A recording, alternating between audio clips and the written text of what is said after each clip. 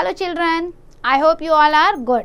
So today we are going to discuss the other topic of SST and that to categorize in history, social change and communities.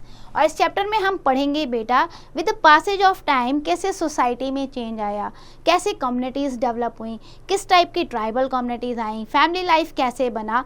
So overall the social changes occurred at different time period. So let's start with the discussion. What is social change? Social change means the continuously change because of its member come across the new people, new product, new technology etc.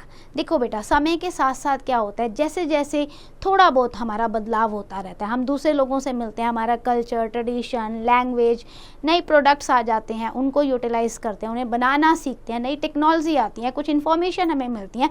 सो ये continuous process है, ये चलता रहता है. और जब ये चलता रहता है तो this is known as social change. समाज में भी चेंज होता है. When entire community migrate from one place to another, social change occur होगा, लार्ज स्केल पे अक्कर होगा कि पूरी की पूरी एक कम्युनिटी यहाँ से छोड़कर दूसरी जगह पे चली गई, तो वहाँ का क्या होगा और दूसरी जगह जहाँ माइग्रेट हुई है वहाँ का क्या होगा. इससे भी सोशल चेंज होता है. Similarly with the technology advancement आप चेंजेस देखते रहते हो. आज टेक्नोलॉजी है, आपके पास यूट्यूब है, इंस्टा है. पहले टेक्नोलॉजी नहीं थी, सोर्स ऑफ एंटरटेनमेंट बुक्स होती थी, और प्रिंटिंग मशीन नहीं थी तो मेन्यू स्क्रिप्ट होता था, हैंड रिटन बुक होती थी, और मेन्यू स्क्रिप्ट भी नहीं था तो ओरल ट्रेडिशन था. यानी जैसे जैसे समय बदलता गया हमारी लाइफ उसके अकॉर्डिंग भी चेंज होती गई. सो टेक्नोलॉजी का भी बहुत ज़्यादा इफेक्ट पड़ता है सोशल लाइफ पे. सिमिलरली देखो आजकल कंप्यूटर है, कंप्यूटर से आपको कितनी इंटेंस नॉलेज मिल जा रही है, गूगल बाबा गूगल माता करके, है ना. सो ये सब इफेक्ट डालता है हमारे लाइफ स्टाइल पे. Sometime natural factors also effect the social life. Like natural disaster हो गया, कोई कहीं पे बहुत ज़्यादा बाढ़ आ गई, सूखा पड़ गया, है ना, या बादल फट गया, या वॉर हो गई, तो क्या होगा, सडन सोशल चेंज होगा. वहाँ की जो सोसाइटी है एकदम से उसमें जो है ना कहते हैं ट्रॉमा में चली जाएगी, बहुत ज़्यादा चेंज हो जाएगा उस सोसाइटी में. इमरजेंस ऑफ पर्सन और आइडिया, उससे भी सोशल चेंज होता है. जैसे भगवान बुद्ध आए तो बुद्धिज़्म फैला, जैन आए जो आपके तीर्थंकार थे महावीर जैन, तो उससे जैनिज़्म फैला. तो अलग अलग टाइम पे जब हमारे थिंकर्स आते हैं, फिलोसफर आते हैं, दे इनलाइटन अस, और उससे सोसाइटी में चेंजेस आते हैं. अब आप देखो जैसे जैसे नए नए रिफॉर्मर आए, स्वामी दयानंद सरस्वती हुए, राजा राम मोहन राय हुए, ईवी रामास्वामी नायकर हुए, इन्होंने अपनी सोच से सोसाइटी में लोगों की सोच को बदल दिया, लोगों को समझाया कैसे अपने अधिकार के लिए लड़ना है. तो क्या हुआ, समाज में चेंज आए. तो social change means a change in the cultural symbol, rules, behaviour, social organisation, individual, communities, nation, हर जगह चेंज आना. It changes the way of people, how to live, how to think, how to behave. हर चीज़ में हमारे change आ जाता है. So it is not necessary for social change to occur uniformly. ऐसा नहीं है बेटा कि सोशल चेंज हो रहा है, कोई टाइम पीरियड लगा हुआ है, पीरियड नंबर 1 सोशल चेंज, नहीं, या हर जगह ऐसा ही होगा, एक जैसा हो गया. आपके यहाँ पे, आपकी सोसाइटी में, मेरी सोसाइटी में, इंडिया में, यूरोप में, अलग अलग कॉन्टिनेंट में, नहीं. वेरीज, हर जगह अलग अलग फैक्टर्स के कारण अलग अलग टाइम पीरियड पे सोशल चेंजेस होते हैं. इसीलिए आपको वेरिएशन मिलेगी कल्चरल एक्सप्रेशन में. डिफरेंट विलेजेस में आप जाओगे ना नियर बाय, तो हर तरीके के कल्चर ट्रेडिशन में वेरिएशन मिलेगी, क्योंकि हर जगह सोशल चेंज अलग अलग समय पर और अलग अलग लेवल पर हुआ है. मेडिवल पीरियड की बात करते हैं, वहाँ पे सोशल चेंज कैसे हुआ. There were number of tribes inhabiting. उस समय ना बहुत सारी ट्राइब्स रहती थी सब कॉन्टिनेंट में, उसमें बहुत सी ट्राइब तो ऐसी थी those who were well known. अब क्या हुआ, social structure of tribal people was unique, और आज भी यूनिक है. They are like homogeneous community. Tribes में अगर आप देखोगे ना कोई भी डिस्क्रिमिनेशन नहीं है. All members of tribes are at equal platform, they enjoy the equality. तो इसलिए हम उन्हें कहते हैं होमोजेनियस स्ट्रक्चर, जहाँ पर सबको इक्वालिटी मिल रही है. There is no high no low. It is distinct from the heterogeneous community. Heterogeneous community में क्या होता है, यहाँ you can see the hierarchy system also. यहाँ आप डिस्क्रिमिनेशन भी देख सकते हैं, हाई और लो टाइप की क्वालिटी भी देख सकते हैं लोगों के अंदर, जैसे हिंदू वर्ण सिस्टम था हमारा. So with the passage of time, homogeneous tribe transform into the heterogeneous community. Starting में देखते ना बहुत सारी ट्राइबल कम्युनिटीज जो थी वो होमोजीनियस थी, everyone is equal, no discrimination, but धीरे धीरे धीरे हेट्रोजीनियस कम्युनिटी में ये कन्वर्ट हो गई। क्यों? क्योंकि कुछ मेंबर पावरफुल होते गए, पावरफुल हो गए, कुछ ट्रेड करने लग गए, रिच होने लग गए, तो भाई अब तो वो कमांड करेंगे, उनका इन्फ्लुएंस अदर मेंबर्स पे बढ़ता जाएगा, और बढ़ता जाएगा तो गैप आता जाएगा रिच और पुअर का, पावरफुल और पावरलेस का। तो हेट्रोजीनियस सोसाइटी जो है वो बन जाएगी। और मोस्टली हेट्रोजीनियस सोसाइटी जो होती थी ना बेटा, that is caste based only. Caste बन रही थी, कास्ट बेस के अकॉर्डिंग भी बन गई, ये हायर कास्ट है, ये लोअर कास्ट है, अपर कास्ट है, इस तरीके से कास्ट बनती जा रही थी। सो हेट्रोजीनियस सोसाइटी में ये भी प्रॉब्लम थी। फॉर एग्जाम्पल अगर आप देखोगे, सेवरल ट्राइब्स जो थी जो हेट्रोजीनियस कम्युनिटी में बदली हैं, they are belong to the Hinduism and other religion also. Some of them embraced Islam in belief that all members would continue to be equal. अब हिंदुइज्म से बहुत सारे लोगों ने इस्लाम में कन्वर्ट किया अपने आप को, ये सोच के कि इस्लाम में हमें इक्वालिटी मिलेगी, but experience show the caste system has occurred in the Muslim community also. तो ये जो कास्ट सिस्टम आया ना, इसने कहीं ना कहीं डिस्क्रिमिनेशन, भेदभाव के लेवल को बहुत ज़्यादा बढ़ा दिया था। नोइट पे चलते हैं बेटा।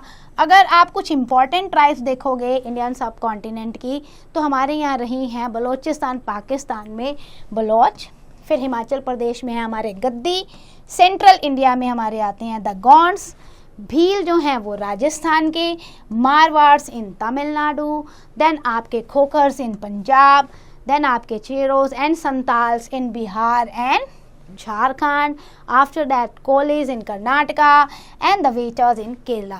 These were the important tribes in the subcontinent. Mobile and settled communities की बात करते हैं बेटा। प्री हिस्टोरिक टाइम पे अगर आप देखोगे, मोस्टली कम्युनिटीज वर मोबाइल, क्योंकि हंटर गैदरर्स होते थे, वैंडरर्स होते थे in search of food and water और shelter, they move from one place to another. तो वो मोबाइल कम्युनिटी हो गई, और धीरे धीरे धीरे ये मोबाइल कम्युनिटी, जिसे हम ये कहते हैं कि नोमैडिक है, या खाने की तलाश में या सामान की तलाश में ये उधर जाते हैं, सो ये टोटली नोमैडिक और वेंडरर हैं। अब ये कम्युनिटी क्या हुई, greatly influence with the rise and fall of kingdom and rulers in the medieval period. So the tribe which had settled earlier to underwent a change, and this process of settlement start when a tribe meet it needs at one place. Starting में तो mobile ही था, घूमना इधर से उधर, उधर से इधर, उधर से उधर, लेकिन जब इन्होंने एक्सपीरियंस किया कि कुछ लोग ऐसे भी हैं जो सेटल्ड होकर भी बड़ी बड़ी कम्युनिटी डेवलप कर रहे हैं, बहुत अच्छी फैसिलिटीज़ ले रहे हैं, सो व्हाई नॉट वी। अब इन्होंने ऐसा प्लेस ढूंढना शुरू कर दिया जहाँ पे इनकी मैक्सिमम नीड जो है वो फुलफिल होती थी, and then they enjoy the settlement. So this period witnessed the growth in different articles also, which were made by craftsmen in large number. भाई एग्रीकल्चर तो इन्होंने किया, क्राफ्ट्समैन जो हैं वो भी डेवलप होते गए, क्राफ्ट्स भी डेवलप होता गया, without having to move here and there. इन्हें समझ में आ गया कि हर बार इधर से उधर घूमने की ज़रूरत नहीं है, सेटल्ड लाइफ में भी वी कैन प्रोग्रेस. तो इसलिए अब बहुत सारी मोबाइल कम्युनिटी ने सेटल होना प्रेफर किया. So in this way many tribes changed from nomadic lifestyle to the settled lifestyle. Now at some places inhabited by craftsmen were visited by traders to buy the articles. अब क्या हुआ कि भैया craftsman तो यहाँ रहते हैं, ट्रेडर आने लग गए, ट्रेडर्स, भैया हमें ये सामान चाहिए, ये सामान चाहिए, वो सामान चाहिए, तो चाहिए तो फिर क्या डेवलप होगा, towns. Towns started to develop. Different occupation too came into being to meet the needs of local and visiting people. अब भाई कोई लेने आ रहा है सामान, तो मान लो उसकी चप्पल ही टूट गई, तो उसे कॉबलर भी चाहिए, ठीक है ना, या उसको किसी और चीज़ की ज्वेलरी की ज़रूरत पड़ गई, तो उसे वहाँ पे गोल्ड स्मिथ भी चाहिए, या आयरन स्मिथ भी चाहिए, या पॉटर भी चाहिए. सो कई बार हमारी ज़रूरतें मल्टीपल में होती हैं, इसीलिए डिफरेंट ऑक्यूपेशन भी जो है वो बढ़ते गए थे. सो कहने का मतलब ये है, सोसाइटी या कम्युनिटीज़ उस समय टू टाइप्स की थी बेटा. एक होती थी आपकी मोबाइल कम्युनिटीज़ और दूसरी होती थी आपकी सेटल्ड कम्युनिटीज़. और हमने ये डिस्कस किया कि बहुत सारी मोबाइल कम्युनिटीज़ ने धीरे धीरे अपने आप को सेटल डाउन किया एक प्लेस पे. अच्छा, good example of itinerant community was the temple sculptures. अगर आप एग्जाम्पल देखोगे ना इस तरीके का मोबाइल कम्युनिटी जो नेचर में रही है, और जो होता है ना अदर हैंड अगर आप देखो मोबाइल कम्युनिटी ऑफ इटिनेरेंट नेचर, वहाँ अगर आप देखोगे तो उनके मेंबर क्या करते हैं, वो डिफरेंट प्लेसेस पे घूमते हैं। क्यों घूमते हैं? वर्क की तलाश में, जॉब की तलाश में, and stayed there for long period. भाई गए वहाँ पे, वहाँ उन्हें काम मिल गया और लंबे समय के लिए वो सेटल हो गए। तो यहाँ पर आपका ये एग्जाम्पल जो दिया हुआ है ना इटिनेरेंट कम्युनिटी का, दैट वाज टेम्पल स्कल्पचर्स। ठीक है, this is the community itinerant and this is the temple sculpture. अब the temple at Khajuraho, Udaipur, फिर आपका आता है Chittorgarh. It show the distinct pattern which were probably made by the same set of sculptures. अब क्या होगा भाई, इन्हें बनाने के लिए ये तो है नहीं कि वो रोज रोज अपने घर से वहाँ पे आएंगे, इन्हें वहीं सेटल होना पड़ेगा। अब जब ये वहीं सेटल होंगे और वहीं पे इतना मार्वलस वर्क बनाएंगे, बहुत लंबा समय लगता था बनाने में, तो भाई वो सेटल्ड हो जाएंगे वहाँ पे, और सेटल्ड हो जाएंगे सो टेम्पल टाउन डेवलप्ड हो जाएंगे। तो ये एग्जाम्पल है आपका कि कई बार काम की तलाश में लोग दूसरी जगह जाते थे और वहाँ जब उन्हें काम मिलता था तो लंबे समय का होता था और इसलिए वहाँ पर उन्हें रहना पड़ता था जब तक कि उस प्लेस पे वो काम कम्प्लीटली फिनिश ना हो जाए। So as different form of mobile community, ये तो हो गया जो काम की तलाश में गए, जिसे हमने क्या कहा है, इटिनेरेंट कम्युनिटी। अब जो दूसरी मोबाइल कम्युनिटी है, जो सेटल कम्युनिटी भी कहलाती है, जो सेटल्ड हुए बाद में, is the one that had settled down at one place permanently. ये तो मजबूरी में हुए, काम की तलाश में गए, वहाँ काम मिल गया, वहाँ सेटल हो गए। लेकिन दूसरा टाइप जो मोबाइल कम्युनिटी का है, जिन्होंने डिसाइड ही कर लिया बताओ हम यहीं रहेंगे परमानेंटली, कहीं नहीं जाने वाले, सो ये दूसरा टाइप है मोबाइल कम्युनिटी का। वर्ण सिस्टम और कास्ट सिस्टम की बात करें तो आपने बहुत बार सुना हुआ है, नॉर्मली जो ट्राइब और कम्युनिटी होती थी वो होमोजीनियस होती थी बिगिनिंग में, everyone enjoyed the equal platform, equality, no difference, but धीरे धीरे होमोजीनियस हेट्रोजीनियस में भी कन्वर्ट हुई।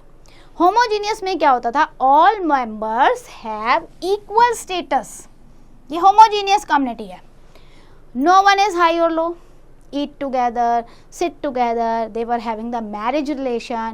Normally tribes had structure in this way कि मतलब मिलजुल के अच्छे से रह रहे हैं, everyone enjoy, no caste system कि भैया ये अपर है ये lower, nothing else. Heterogeneous society क्या होती थी, comprises the members arranged in the rank or hierarchy that you have seen in the Hinduism varna system, Brahman, then Kshatriya, then Vaishya and then Shudra, lower caste जो आ गई आपकी। There is no concept of high और low among the first three class. अगर first three class को आपको देखोगे ना, ब्राह्मण को, क्षत्रिय को और वैश्य को, तो इनमें इतना ज़्यादा डिफरेंस नहीं है, कोई डिफरेंस नहीं, ये अपने अपने लेवल पे डेवलप कर रहे थे। लेकिन यहाँ जब आता था फोर्थ वर्ण, इसके साथ इनका इतना बैड रिलेशन था, इतना ज़्यादा डिस्क्रिमिनेशन था कि वो धीरे धीरे बढ़ते बढ़ते एक नए सोशल इविल को जन्म दे गया, दैट इज अनटचेबिलिटी। इस कास्ट से वो क्या काम कराते थे, सारा क्लीनिंग का काम कराते थे, शू मेकिंग का काम करा दिया, वॉशिंग क्लॉथ करा दिया, तो सारे क्लीनिंग के काम। उसके बाद अनटचेबल्स, जिनसे जैसे डेड बॉडी हो गई उनको साफ करना, कोई मरा हुआ जानवर है उनको साफ करना, तो इस तरीके से इसी शूद्रा में से अनटचेबल कास्ट भी इन्होंने निकाल दी। Number of social reformer work together beta to eradicate this evil of untouchability. Mahatma Gandhi modern time में अगर आप देखोगे उन्होंने भी अनटचेबिलिटी को ख़त्म करने के लिए बहुत सारा काम किया है। It has also been abolish by the constitution of India. जब भारत आज़ाद हुआ हमारे कॉन्स्टिट्यूशन में स्पेशल आर्टिकल दिया गया, आर्टिकल 15A, कि कोई भी अब अनटचेबिलिटी को प्रैक्टिस नहीं कर सकता, it is prohibited from the India. अच्छा, interestingly in the early ancient period any person was free to take up any occupation. सोचो हम कहाँ से कहाँ प्रोग्रेस करते हैं। एंशियंट इंडिया में हर किसी को अलाउड था, you can interchange your occupation. आप वैश्य बनना सकते हो, आप ट्रेडर्स बनना चाहते हो, डू द ट्रेड। आप ग्रेट वॉरियर हो, आप बैटल में इन्वॉल्व हो रहे हो, become the Kshatriya. You want to learn, you can become a Brahmana. So ये इंटरचेंज पॉलिसी थी अकॉर्डिंग टू योर चॉइस, लेकिन धीरे धीरे धीरे धीरे ये क्या होता गया, ये टर्न होती गई वर्ण सिस्टम में। जब रिजिड ऑर्थोडॉक्सी कास्ट सिस्टम आ गया, जब जो अथॉरिटी थी सेंट्रलाइज्ड हो गई, a person was forced to take up the occupation of only his father. आप अब इंटरचेंज नहीं कर सकते, फिशरमैन का बेटा फिशरमैन ही बनेगा, कॉबलर का बेटा कॉबलर ही बनेगा। रिजिड हो गई, स्ट्रिक्टनेस हो गई, you can not interchange the occupation. और इसीलिए ये डिस्क्रिमिनेशन जो ऑक्यूपेशन के बेस पे था वो धीरे धीरे धीरे धीरे बढ़ता गया। And this is the reason that in India most of the caste are still known by the occupation. आज भी हम बहुत सारी कास्ट को कहते हैं अरे धोबी कास्ट है, मांझी कास्ट है, सुनार कास्ट है, माली कास्ट है, चंदेलास हैं, उनके ऑक्यूपेशन से हमने उनकी कास्ट का नाम रख दिया है। दैट इज़ वेरी रॉन्ग कि एंशियंट इंडिया में we were enjoying the equal status, we can interchange the occupation according to our will, but now it become very rigid. अब स्टेट फॉर्मेशन की बात करते हैं, ये तो सोशल चेंज हो गया सोसाइटी में। स्टेट फॉर्मेशन देखें तो when tribe is on the constant move, तो क्या होता था, होमोजीनियस ग्रुप कह दिया हमने। देयर नीड्स आर नॉर्मली, एक साथ घूमते थे, एक साथ फ्रूट कलेक्ट करते थे, एक साथ शेल्टर को ढूंढते थे, पानी की तलाश में रहते थे।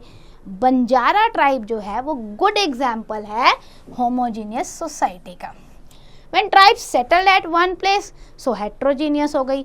अब वहाँ पे सेटल हो गए तो हर चीज़ वहीं पे चाहिए, तो वहीं पे कल्टीवेशन करना पड़ेगा, वहीं पे पॉटरी सिस्टम करना पड़ेगा, वहीं पर आपको जो है डिफरेंट क्राफ्ट स्किल को डेवलप करना पड़ेगा, वहीं पे टेंट बनाना पड़ेगा, टेम्परेरी शेल्टर देना पड़ेगा। भाई आप सेटल हो रहे हो। However on settling down it needs permanent houses.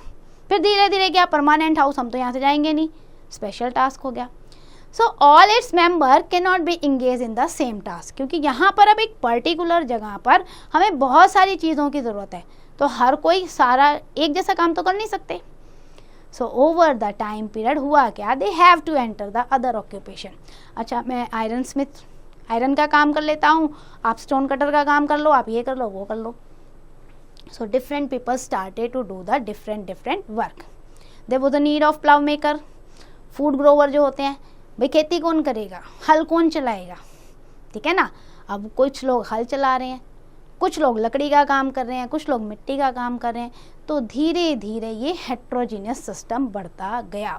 When this group assert it's political existence the process of state and formation begins. अब क्या हुआ, एक जगह पे इतनी सारी एक्टिविटी हो रही है तो ये पॉलिटिकल फॉर्मेशन है, कोई ना कोई पावर में आएगा और इसको चलाने के लिए कुछ रूल रेगुलेशन बनाने पड़ेंगे। सो बिगनिंग में क्या होता था, all member of the group are equal, सब इक्वल है, सबको एंजॉय है, सबके हाथ में पावर है। लेकिन जैसे जैसे economic status, physical power, family member, population बढ़ती गई, तो भाई हर एक की तो नहीं चलेगी, कोई ना कोई तो पावरफुल होगा, और जो पावरफुल होगा वो क्या बनेगा, लीडर, और उसके पास क्या आएंगी, सारी जिम्मेदारी। And the leader decides the dispute among the member. आपस में कोई लड़ाई हुई तो लीडर सॉल्व करेगा, वही पनिश करेगा गिल्टी को, वही गाइड करेगा लोगों को, अपनी कम्युनिटी को कैसे काम करना है, वही मोटिवेट करेगा पीपल को to undertake the community work.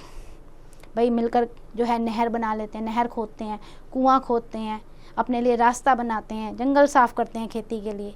तो इस तरीके से बहुत सारी रिस्पॉन्सिबिलिटीज़ जो है लीडर पे आ जाती थी, and gradually he became the powerful also. So this bring into prominence of powerful class in the tribe, जिसके पास बहुत ज़्यादा पावर है। Was this the process of state formation begins in which some people assume power and become powerful while other become common people?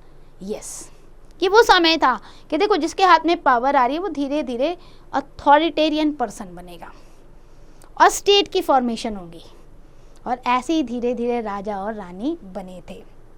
देखो कुछ photographs आपको दी हुई हैं भील्स की, नागास की और गद्दीस जो ट्राइबल कम्युनिटीज़ हैं उनकी लेडीज़ की, how beautifully they are dressed.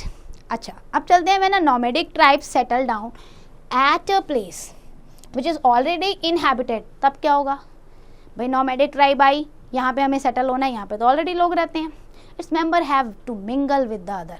अब जो रहते हैं उनके साथ मिलजुल के रहोगे, भाई लड़ोगे थोड़ी ना। सो उन्हें मिंगल करना पड़ता था, और ये इंट्रैक्शन जो होता था दोनों को इन्फ्लुएंस करता था। Majority people have more intense influence than the minority. So this led to the new custom and tradition and old concept undergo a change. अब मिलजुल के रह रहे हैं तो नया ट्रेडिशन आएगा, नया कल्चर आएगा. So in this way the heterogeneous community come into the being. तो धीरे धीरे ये आने लग गई. और इसका आप एग्जाम्पल भी देख सकते हो.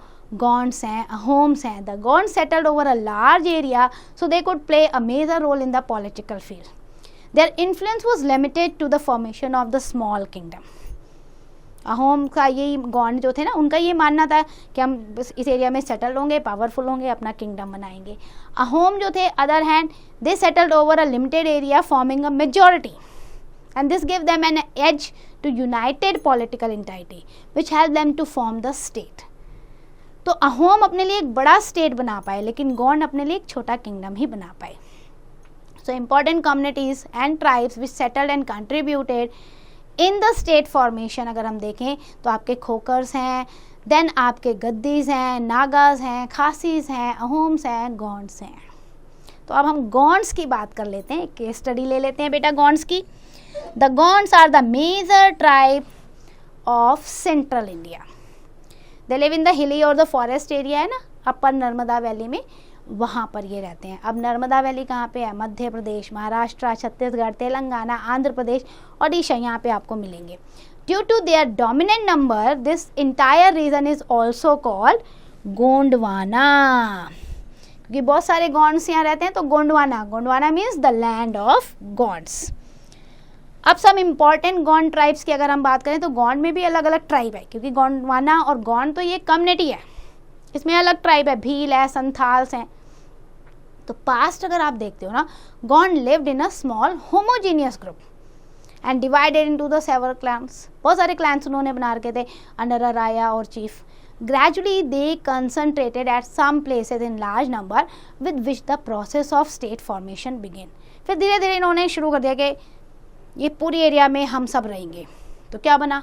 स्टेट का फॉर्मेशन होना शुरू हो गया. देन गॉन्ड्स लिव इन हिली, forested and rural area. Agriculture को प्रैक्टिस करते थे और स्पेशली वो झूम एग्रीकल्चर करते थे. झूम एग्रीकल्चर होती है जहाँ पर आप फॉरेस्ट का जो एक लैंड है ना उसे क्लियर कर देते हो. It is also known as shifting and slash and burn activity. Shifting and slash and burn agriculture का मतलब होता है बेटा कि जैसे आपने जंगल का एक एरिया क्लियर कर दिया, जला दिया, इतना पैच क्लियर हो गया, यहाँ पे आपने कुछ समय के लिए खेती की, कुछ सालों के बाद उस ज़मीन को छोड़ दिया, शिफ्ट कर गए जंगल में और आगे, तो उसको रीग्रो करने के लिए छोड़ दिया और फिर दोबारा से एक पैच क्लियर किया, वहाँ पे खेती कर ली. तो ऐसे आप शिफ्ट कर रहे हो और स्लैश एंड बर्न एग्रीकल्चर कर रहे हो.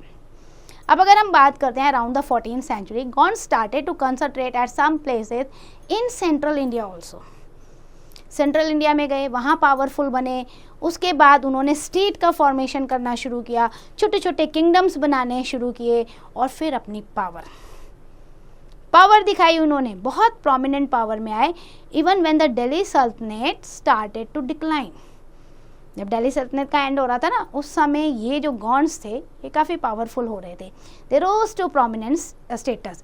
Eight this time some Gond kingdom became very powerful. उसमें एक बड़ा फेमस गॉन्ड किंगडम था, दैट वॉज ग्रहकटंगा. ग्रहकटंगा उस समय का पावरफुल गॉन्ड कम्युनिटी मानी गई है और गॉन्ड किंगडम माना गया है. अब ग्रहकटंगा की भी कहानी सुन लो बेटा.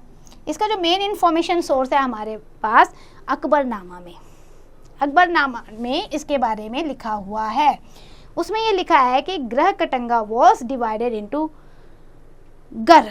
गढ़ होते हैं ना, गढ़ यानी कि आपके किले टाइप के और शहर टाइप के. तो ये गढ़ में डिवाइड था. Each divided into 84. गढ़ में डिवाइड किया पहले, फिर उन्होंने 84 में डिवाइड किया. 84 मतलब हर गढ़ के पास 84 गांव होते थे, 84 विलेजेस. और these 84 were further divided into the Barhots. Barhots means 12 होट्स, 12 विलेज. फिर 84 को उन्होंने सब डिवाइड किया 12 गांव में, 12 villages, and there were about 70,000 villages in this kingdom. तो ये गढ़कटंगा जो था आपका कितना बड़ा किंगडम रहा होगा, जिसे हम स्मॉलर किंगडम कह रहे हैं, जिसके अंदर 70,000 विलेजेस हैं. The people in it were prosperous. अच्छे थे, मेहनती थे, प्रॉस्पेरस थे।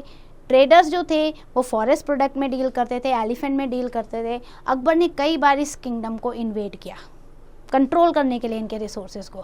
This empowerment led them to assassinated और associated with the Rajput. Rani Durgavati, a Rajput princess, was married to the Gond king. हुआ क्या, इन्होंने जो है मैरिज अलायंस बनाया, राजपूत प्रिंसेस से शादी की। तो ये जो रानी दुर्गावती आप फोटो देख रहे हैं ना, इन्होंने शादी की थी गौंड राजा से, जिनका नाम था दलपत। दलपत जो था अनफॉर्चुनेटली डाइट, 5 साल का बेटा था उसका, तभी वो एक्सपायर हो गए। अब रानी दुर्गावती को जो है पूरा शासन संभालना पड़ा, गद्दी संभालनी पड़ी, क्योंकि आफ्टर ऑल बैठेगा तो बेटा ही गद्दी पे, लेकिन अभी वो 5 साल का है, तो उसके बिहाफ पे वो शासन कर रही थी। अब she became the most influential personality in his kingdom. बहुत कहते हैं ब्रेवरी से उन्होंने मुगल्स का चैलेंज एक्सेप्ट किया। उन्होंने कहा कि भाई मुगल ने जब भी अटैक किया ना, वो सामने खड़ी थी। मुगल ऑफर्ड हर कि भैया तुम सरेंडर कर लो, मान लो कि भाई आप हमारे कंट्रोल को एक्सेप्ट करते हो। उसने मना कर दिया, ना ना बिल्कुल नहीं, आई एम फ्री। तो क्या होगा, अगर उसने कह दिया आई एम फ्री, तो गढ़ कटंगा बचेगा थोड़ी ना, लड़ाई होगी, मुगल आर्मी आएगी, अटैक करेगी। हुआ वही 1565 में आसफ खान लेकर आया एक बहुत बड़ी आर्मी। रानी दुर्गावती ने उसे फेस किया, बहुत ब्रेवरी फेस किया, और लड़ाई में वो मारी गई। और इसके बाद उनका 5 साल का बेटा जो था वो भी लड़ाई में मारा गया। So Garhakatanga was not completely rooted in this battle and the Gonds continue to have importance in this region. आप ये नहीं कह सकते कि इस लड़ाई के बाद बिल्कुल गढ़कटंगा ख़त्म हो गया, नहीं, उसके बाद भी उन लोगों ने अपने आप को कहते हैं ना उठाया। मराठास के साथ जो है उन्होंने थोड़ा सा अलायंस नहीं कर पाए थे, क्योंकि मराठा जब पावर में आए तो उन्होंने फिर गॉन्ड्स को कम्प्लीटली ख़त्म कर दिया और उनके हिल्स पे कब्ज़ा कर लिया 18th सेंचुरी में। So Gonds now had to limited area, उनका जो इतना बड़ा एरिया था 70,000 गाँव का, वो अब ख़त्म हो गया। छोटी सी एरिया में गॉन्ड कम्युनिटी रह गई, विच वॉज फाइनली डिस्ट्रॉयड जब ब्रिटिशर्स आए और उन्होंने सेंट्रल इंडिया को कब्जे में ले लिया। तो इस तरीके से ये जो गढ़कटंगा या गॉन्ड कम्युनिटी जो इतना अच्छा किंगडम इस्टेब्लिश करके गई थी, वो 19th सेंचुरी में ख़त्म हो गया। अब इसके रिलीजन और सोशल सिस्टम की बात करें, सो बिगनिंग में तो ये ट्राइब्स की तरह ही थे और सेवरल क्लैंस थे इसमें, claiming their descendant from the common male ancestor. अब डिफरेंट टाइप के ट्राइबल रिचुअल्स और कस्टम को ये प्रैक्टिस करते थे। When they set up their state ना, तो उन्होंने क्या किया, they started to identify themself with the Rajput. उन्होंने नहीं नहीं हम तो ट्राइब्स नहीं, हम राजपूत हैं, आइडेंटिफाई किया उन्होंने। And with this they embraced Hinduism, और हिंदुइज्म को उन्होंने आगे बढ़ाया, हिंदू देवी देवताओं की पूजा करनी शुरू की। अब इनके बहुत सारे कस्टम जो हैं वो कंटिन्यूड उन्होंने किए, लेकिन मोस्टली हिंदुइज्म से रिलेटेड थे। At present some Gonds have been converted into Islam and Christianity also, बहुत सारे कन्वर्ट भी हो गए। So at present Gonds mostly tribals और inhabitants of forest and hill area. आज के टाइम पे देखोगे तो ये आपको जंगलों के आसपास मिलेंगे, ट्राइबल लाइफ जी रहे हैं। With the government effort gradually वो अब मेन स्ट्रीम में आ रहे हैं। अब जिस सोसाइटी में हम रहते हैं ना, उस सोसाइटी से उन्हें इंटरलिंक किया जा रहा है, so that they can also contribute in the national development. अब दूसरी कम्युनिटी की बात करते हैं, दैट इज अहोम। इस कम्युनिटी को ले लेते हैं।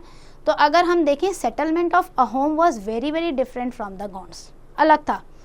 गॉन्ड ने क्या किया था, उन्होंने एक लार्ज एरिया को सेटल किया था और पावर जो है कंसंट्रेट करने की कोशिश की थी, while the number of local residents were more than them, so they were influenced by them। उन्होंने क्या किया, जो वहाँ पे ऑलरेडी रह रहे थे उनके साथ इंटरमिंगल हुए, उनके इन्फ्लुएंस में आ गए। जबकि अहोम ने ऐसा नहीं किया। अहोम जहाँ सेटल हुए उन्होंने सारी पावर अपने हाथ में रखी। They concentrated in the territory, so they were able to influence the local population. वो नहीं इन्फ्लुएंस हुए वहाँ की लोकल पॉपुलेशन थे, बल्कि जो अहोम का कल्चर था, अहोम ने उधर की लोकल पॉपुलेशन को इन्फ्लुएंस कर दिया। And they mainly settled in the present day Assam. So it is probable that the name Assam has been derived from this Ahom community. Ahom are believed to have belong to the Mao Shan tribe of China. ऐसा माना जाता है। China की ये tribe community थी जो यहाँ आके सेटल्ड हो गई।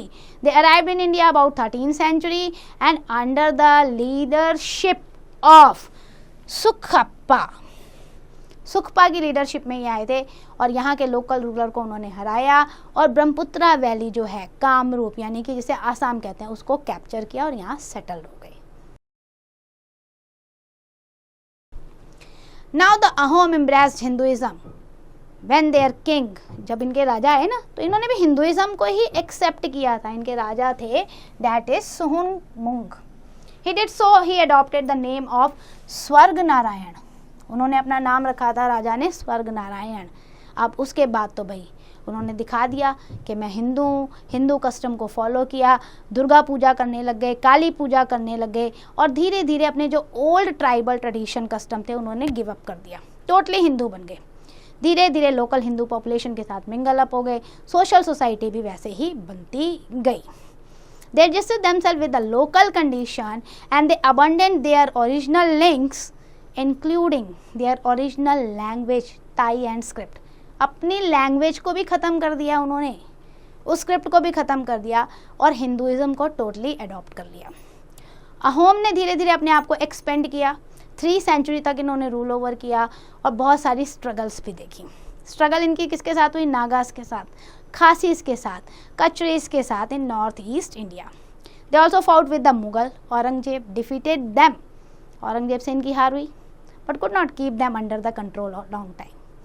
हार हुई लेकिन औरंगजेब इन्हें काफ़ी लंबे समय तक अपने कंट्रोल में नहीं रख पाया था। अब इनके जो फेमस रूलर थे Rudra Singh, most important Ahom ruler, उन्होंने क्या किया था? He constructed the Karenghar at Sivasagar. It has 3 underground floor known as Talatal घर। इस तरीके से इन्होंने देखो कंस्ट्रक्शन कराया है कारेंघर का, जिसके 3 अंडरग्राउंड फ्लोर हैं। एक है ताला ताल घर आपका, इट्स अपर ओवरग्राउंड स्टोरी जो है उसे कहते हैं कारेंघर। एंड ही लिंक्ड द दिखो रिवर, उस समय की जो रिवर थी ना दिखो रिवर, विद द कांगेंगढ़ नदी का भी भाई लिंक दे दिया महल में। तो his place at Gargaon was underground tunnels. These tunnels also worked as emergency exist. तो बड़े अच्छे से इसने बनवाया था इन्होंने रुद्र सिंह ने कि एमरजेंसी बड़े तो टनल्स जो अंदर होती है ना उसके रास्ते से वो निकल भी सकते हैं। शिव सिंह की बात करें तो शिव सिंह जो थे ही built the Shripur Devalaya mandir. As the legend goes a part of the body of Sati Parvati fell here. ऐसा माना जाता है जो सती देवी थी ना पार्वती जी, उनका बॉडी पार्ट यहाँ पर गिरा था। The home gradually declined in the 18th century when they were invaded from the eastern border. Burmese ने इन्हें डिफीट किया। British defeated Burmese and conquered the Assam in 1824-25। So इस तरीके से अहोम जो है वो डिक्लाइंड हो गए। अब हमारे पास इन सब चीज़ों का सोर्स ऑफ इंफॉर्मेशन क्या है? अहोम ने अपना रिकॉर्ड मेंटेन कर रखा था बेटा, and that is known as Buranjis. This show their sense of history, है ना, कि हम इतना काम कर रहे हैं तो उसका रिकॉर्ड मेंटेन होना चाहिए सो डैट आने वाले टाइम पे आप और हम जो है इसे पढ़ सकें और समझ सकें।